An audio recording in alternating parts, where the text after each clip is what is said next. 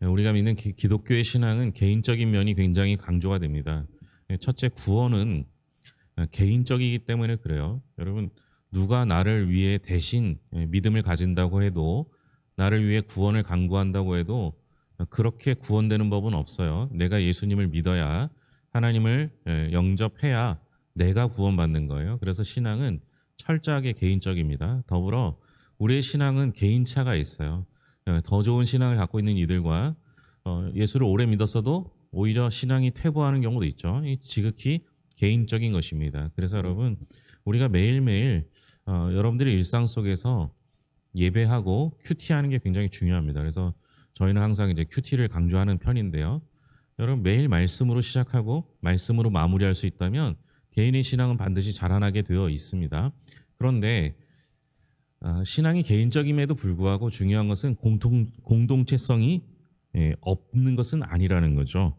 기독교의 신앙은 공적이고 공동체적인 면이 사실 더 강합니다. 이스라엘과 교회 공동체에게 주어진 수많은 공적 규범, 내 이웃을 내 자신과 같이 사랑하라 라는 가르침이 그 증거입니다. 솔로몬은 이스라엘의 왕으로서 모든 백성들과 더불어 사는 본을 보여주고 있습니다. 솔로몬이 기브온 산당에서 하나님께 제사를 드리는데요. 솔로몬이 기브온 산당으로 갈 때 함께한 사람들이 나옵니다. 2절과 3절, 역대하 1장 2절과 3절 말씀 같이 읽겠습니다. 솔로몬이 온 이스라엘의 천부장들과 백부장들과 재판관들과 온 이스라엘의 방백들과 족장들에게 명령하여 솔로몬이 온 회중과 함께 기브온 산당으로 갔으니 하나님의 회막 곧 여호와의 종 모세가 광야에서 지은 것이 거기에 있음이라. 솔로몬이 기브온 산당에 갈 때 함께 갔던 이들이 나오죠. 온 이스라엘의 천부장들과 백부장, 재판관, 온 이스라엘 방백과 족장들, 그리고 이제 3절에 보면 온 회중 이렇게 표현되고 있습니다. 그러니까 솔로몬이요, 회막에 혼자 한 게 아닙니다. 천부장, 백부장, 군인들을 비롯해서 재판관들과 방백들과 족장들과 함께 하나님의 회막을 향해 나아갔던 것이죠. 이러한 묘사는요, 병행되는 이제 열왕기상 3장 4절과 비교해 볼 때 더욱 차이가 느껴집니다. 하나님께 드리는 의미 있는 제사를 드림에 있어서요, 왕이 혼자 드리는 것이 중요한 게 아니라 함께 드리는 것이 중요하다라고 역대기는 더 강조하고 있습니다. 그러면 솔로몬이 왜 기브온 산당에 가서 제사를 드렸는가? 3절을 다시 읽겠습니다. 솔로몬이 온 회중과 함께 기브온 산당으로 갔으니 하나님의 회막 곧 여호와의 종 모세가 광야에서 지은 것이 거기에 있음이라. 거기에 뭐가 있었어요? 하나님의 회막. 이게 언제 지어졌냐? 모세가 출애굽해서 광야의 길을 갈 때 만들었던 성막이 거기에 있었기 때문입니다. 이게 엘리 제사장 시절만 해도요, 성막은 실로에 있었습니다. 하지만 사울왕 때 언약궤를 블레셋에게 빼앗긴 이후에 성막의 행방은 묘연했습니다. 역대기는 솔로몬이 기브온 산당으로 간 이유가 이곳에 성막, 즉 하나님의 회막이 있었다라고 설명합니다. 그곳에서 솔로몬은 놋제단에 제사를 드리려고 하는데요. 비록 언약궤는 다윗성에 지금 안치되어 있는데 제사를 드리기에 가장 적합한 장소는 성막이었을 거예요. 특히 놋제단은 모세 당시에 부살렐이 만든 유서 깊은 것입니다. 이 놋제단에서 1000마리의 제물을 제사 지내는 일이 현실적으로 얼마나 가능했을지 짐작하기는 어렵지만 역대기는 솔로몬과 온 이스라엘이 함께 유서 깊은 성막과 제단에서 하나님께 제사 지냈다라는 점을 잘 보여주고 있습니다. 그러니까 쉽게 말하면 회막이 있으니까 거기로 간 거예요. 여러분, 예배를 드리기 위해서, 제사를 드리기 위해서 필요한 것들이 몇 가지가 있어요. 회막 안에도 성소와 지성소로 나뉘지 않습니까? 그 지성소 안에는 언약궤가 있어야 되는데요. 현재로서는 언약궤와 그 성막이 분리되어 있어요. 다른 곳에 있죠. 그러면 언약궤가 있는 곳을 가야 하나, 성막을 있는 곳에 가야 하냐 할 때 제사를 드릴 수 있는 놋제단이 있는 곳으로 가는 게 맞다라고 생각했고, 놋제단에서 일천 번제를 드리게 됩니다. 그곳에서 하나님께 예배하는 것이죠. 여기서 중요한 건 솔로몬은 혼자 예배하는 게 아니라는 거죠. 일천 번제도 하는 사람이 드리는 게 아니에요. 온 회중이 함께 예배하고 함께 예물을 드릴 때 그 함께하는 예배 속에 하나님이 함께하신다라는 사실입니다. 우리도 일천 번제를 하시는 분이 있는데요. 이 여기서 말하는 일천 번제는요. 일천 번제가 아닙니다. 일천 번제입니다. 그러니까 일천 번을 드리는 것이 아니라 일천 마리의 소를 제사를 제사물을 드리는 거예요. 그래서 실제로는 이게 뭐 일주일 가량 그러니까 일천 마리를 계속 반복해서 태워드려야 하기 때문에 시간이 오래 걸렸던 거죠. 그렇게 오래 예배를 했던 겁니다. 그러니까 한 번에 일천 마리의 번제를 드렸던 것이지 우리가 한 번, 두 번, 세 번 하는 그 일천 번제가 아니라는 거죠. 그래서 여러분 우리는요 혼자 하는 예배도 혼자 말씀을 묵상하고 기도하고 여러분들의 삶 속에서 드려지는 예배도 중요하지만 공동체 예배도 반드시 있어야 한다라는 겁니다. 이제 우리가 잘 아는 내용이 나오죠. 하나님께서 솔로몬에게 원하는 것을 이야기하라고 할 때 솔로몬은 하나님께 지혜와 지식을 구합니다. 솔로몬이 하나님께 지혜와 지식을 구한 이유가 나오죠. 10절입니다. 10절 같이 읽겠습니다. 주는 이제 내게 지혜와 지식을 주사 이 백성 앞에서 출입하게 하옵소서. 이렇게 많은 주의 백성을 누가 능히 재판하리이까 하니.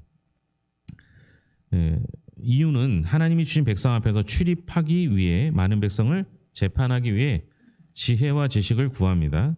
출입하다는 건 왔다 갔다 한다는 얘기 아니라 인도하기 위해서 재판하기 위해서 지혜를 구했습니다. 솔로몬은 자신에게 맡겨진 수많은 백성을 위해서 하나님께 지혜와 지식을 구합니다. 재판을 공정하게 하려면 지혜와 지식이 필수적인 건 당연하지만 솔로몬이 가장 마음에 두고 있는 건 백성이라는 거예요. 백성을 위해서. 그러니까 솔로몬이 하나님의 성막에 와서 제사 지낼 때부터 그는 혼자가 아니었습니다. 온 이스라엘이 그와 함께 했죠.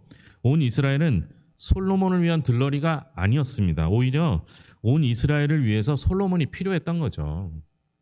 그러니까 솔로몬 하나를 위해서 백성이 필요한 게 아니라는 거죠. 하나님께서 처음에 왕을 세울 때부터 그랬던 거예요. 온 백성을 위해서 한 사람의 왕이 필요했던 것이지 왕을 위해서 백성이 존재한 게 아닙니다. 마찬가지죠. 교회도 목사의 성공을 위해서 성도들이 필요한 게 아닙니다. 성도들을 위해서 목사가 필요한 거죠. 뭐 제 입으로 말하긴 그렇지만 사실은 목사를 써먹어야 되는 거예요. 여러분들이 잘 저를 활용해야지 여러분들에게 유익한 거예요. 그러니까 자꾸 모르는 건 물어보시고 저를 이용하시고 사용하시는 게 좋습니다. 근데 뭐 지금 여기 한 17분 앉아 계시니까 17명만 해도 제가 감당하기 힘들 거 아니에요. 그죠? 소문은 내지 마시고. 소문 내지 마시고 여러분들이 저를 잘 활용하시면 됩니다. 그게 여러분들에게 도움되는 거예요. 원래 존재 자체가 그런 거예요. 왕을 위한 백성은 없어요. 백성을 위한 왕이 있는 것이죠. 그렇다고 저는 왕은 아닙니다. 그래서 하나님이 솔로몬을 칭찬하시죠. 왜 칭찬하셨을까요? 11절입니다. 하나님이 솔로몬에게 이르시되 이런 마음이 내게 있어서 부나 재물이나 영광이나 원수의 생명 멸하기를 구하지 아니하며 장수도 구하지 아니하고 오직 내가 내게 다스리게 한 내 백성을 재판하기 위하여 지혜와 지식을 구하였으니. 칭찬한 건 부재물, 영광, 원수의 멸망, 장수 등 자기의 이익을 구하지 않고 백성을 재판하는 데 필요한 지혜와 지식을 구했기 때문에 칭찬하셨습니다. 하나님 보시기에 솔로몬이요 자기의 이익을 충분히 구할 수 있음에도 불구하고 자기의 이익을 구하지 않은 점을 높게 샀던 것 같습니다. 이걸 이렇게 생각해도 돼요. 여러분, 하나님께서 솔로몬에게 원하는 걸 말하라고 했을 때 솔로몬이 지금 하나님이 말씀하시는 부나 재물이나 영광이나 장수 같은 걸 구했으면 안 주셨을까요? 예? 주셨겠죠. 왜냐하면 원하는 걸 다 말하라고 했으니까 주셨을 거예요. 그런데 하나님께서는 솔로몬의 마음을 기쁘게 받으신 거예요. 왜? 백성들을 위한 것을 구했기 때문입니다. 그게 지혜나 지식이 아니어도 돼요. 만약 백성들을 위해서요, 하나님 저를 용맹한 장수로 만들어주세요 해도 하나님은 기뻐하셨을 거예요. 그 마음이 중요한 거라는 거죠. 백성들을 위해서 구하였다. 그 마음이 중요한 거죠. 우리 하나님은 그 마음을 보시는 겁니다. 결국 어떻게 하셨어요? 하나님께서는 솔로몬이 구하지 않는 것도 주시겠다 약속하셨습니다. 솔로몬이 통치하는 동안 예루살렘은 어떤 번영을 누리는지요? 15절입니다. 15절 같이 읽겠습니다. 왕이 예루살렘에서 은금을 돌같이 흔하게 하고 백향목을 평지의 뽕나무같이 많게 하였더라. 은금이 돌같이 흔하고 백향목이 평지의 뽕나무같이 많아졌다라는 겁니다. 돌같이 흔하다는 건 많다는 거죠. 그죠? 우리가 흔히 말하는 삭개오가 올라갔던 나무 뽕나무라고 하는데요. 그게 일반적인 나무거든요. 그러니까 그냥 잘 자라는 나무, 아주 많은 이스라엘의 많은 나무. 근데 그 백향목이 꼭 그렇게 많은 나무와 같아졌다. 이렇게 이야기를 하는 겁니다. 이게요. 역대기의 좀 특이한 그 구조입니다. 열왕기하고는요. 또 다른 내용을 이제 포함시킨 건데요. 자, 하나님께서 은금을 많이 주시고 그 백향목을 그렇게 많이 주셨다라고 성경에 기록한 이유는 뭘까요? 예? 솔로몬이 번성했다는 걸 보여주기 위해서요? 예? 이걸 왜 기록하셨을까요? 그리고 왜 오늘 이 물음을 하고 있을까요? 네? 네. 하나님이 지혜와 지식을 구한 솔로몬에게 지혜와 지식도 주시고 뭐를 주시겠다 했어요? 부와 재물과 영광과 뭐 이런 것들을 주시겠다고 약속하셨잖아요. 그죠? 그 약속이 어떻게 된 거예요? 이루어진 거예요.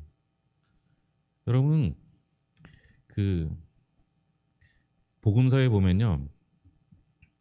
그 안진뱅이한테 내 죄가 사하여졌다는 것과 일어나 걸으라는 것 중에 뭐가 말하기가 더 편하냐 이렇게 물어봐요. 예? 뭐가 더 편해요? 말하기는?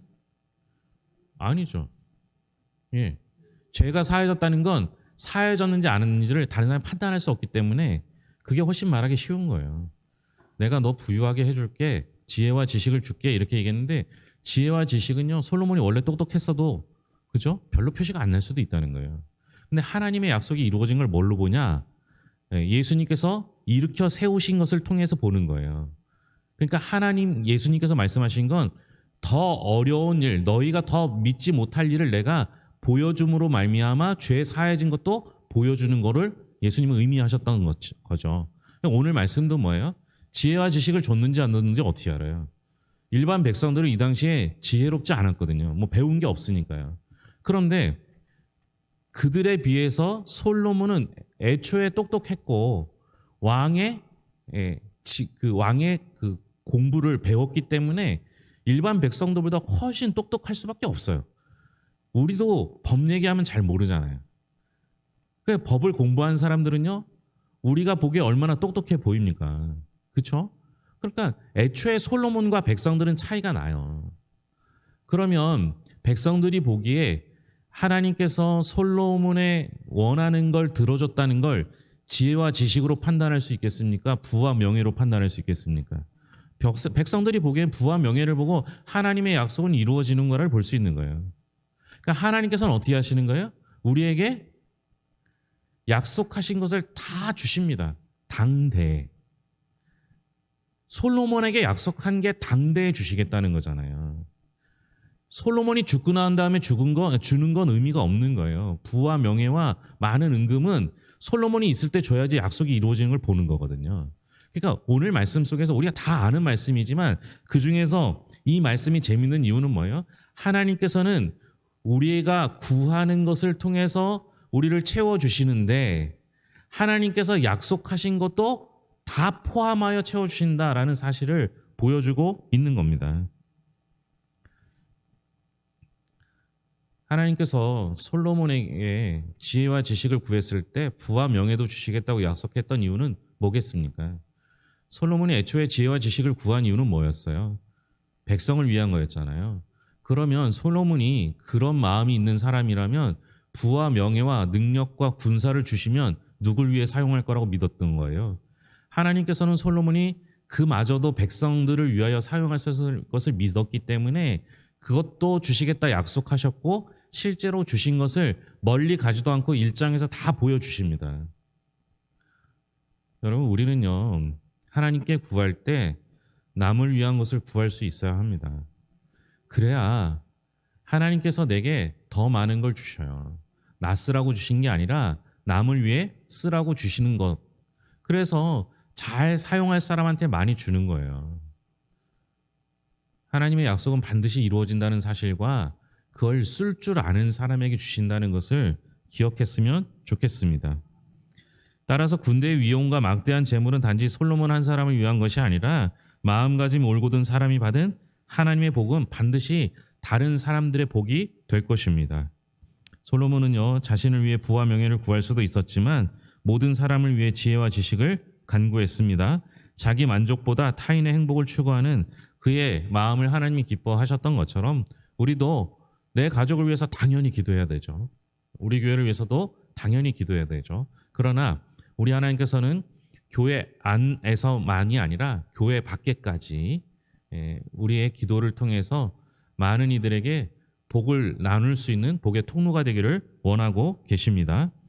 수많은 병과 마병, 은금과 백향목 말들은 하나님이 솔로몬에게 주신 약속이 성취되었었던 것을 보여주는 것이죠. 이는 솔로몬이 누린 복이 영화이면서 모든 사람에게 미친 안전과 풍요입니다. 결국 우리는요, 타인을 위해 기도할 때 나도 채우시고 수준을 높여주신다라는 사실을 기억했으면 좋겠어요. 제가 목회 이곳에 와서 하면서 처음에 했던 기도들이요, 괴산에 있는 모든 교회들을 다 복 주시라고, 그래서 모든 교회가 성장하며 성숙하게 해달라고. 그 당시는 제가 마음이 넓거나 뭐 대단히 여유로워서 했던 게 아니에요. 자신이 없어서 그런 기도를 했어요. 왜냐하면 하나님이 괴산에 있는 교회들을 다 성장시킨다고 하셨을 때 그러면 거기에 누구도 속해 있는 거예요. 우리 교회. 그냥 우리 교회만 부흥시켜주세요 할 자신이 없었던 거예요. 그래서 모든 교회들이 부흥할 때 우리 교회도 같이 부흥하게 해달라고 그렇게 기도했거든요. 잘은 모르겠지만 하나님께서 그 마음을 기뻐하셨을 것 같다는 생각을 합니다. 지금 생각하면. 아니, 다른 교회 다 부흥하고 우리 교회도 부흥하게 해달라는데 하나님 얼마나 기뻐하셨겠어요? 반대로 기도했더라면 다른 교회보다 우리 교회가 더 부흥하게 해달라고, 다른 교회 쏙 빼고 우리 교회만 부흥하게 해달라고, 그렇게 기도하는 건 이상하잖아요. 그렇죠? 여러분 생각하시기는 어때요? 그렇게 기도하는 거 목사가 좀 할 기도는 아니잖아요. 그렇죠?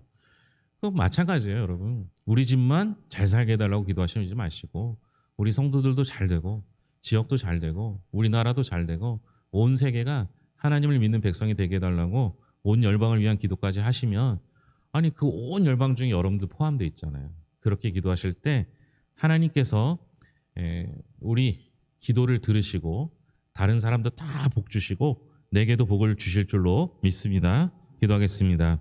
하나님 아버지 감사합니다. 하나님께서 솔로몬을 기뻐하셨던 것처럼 우리도 나를 위한 기도가 아니라 남을 위한 기도를 할 수 있게 하여 주시옵소서. 하나님이 기뻐하시는 기도는 즉시 응답됩니다. 솔로몬에게 지혜와 지식을 주셨을 뿐만 아니라 그에게 부와 명예와 재물과 많은 은금과 병거와 말들을 허락해 주셨습니다. 우리의 기도의 응답이 빨라지기 위한 비결이라고 생각하고 남을 위하여 기도하게 하시고 남을 위하여 열심을 낼 수 있도록 인도하여 주시옵소서. 우리 교회도 부흥시키시고 이 지역에 있는 많은 교회들을 함께 부흥시키셔서 이 지역에 믿는 자들의 수가 더하여지며 믿는 자들이 본을 보여 지역에 인정받는 그리스도인이 되게 하여 주시옵소서. 우리 성도들의 가정을 주님께서 돌보시고 인도하여 주시며 필요하고 어려운 일들을 주님께서 채워주시고 해결하여 주시옵소서. 이렇게 비가 많이 오는 수요일에도 이 자리까지 나와 함께 예배하는 이들과 인터넷으로 예배하는 이들에게도 복 내려주시길 원하며 모든 것을 예수님의 이름으로 기도합니다. 아멘.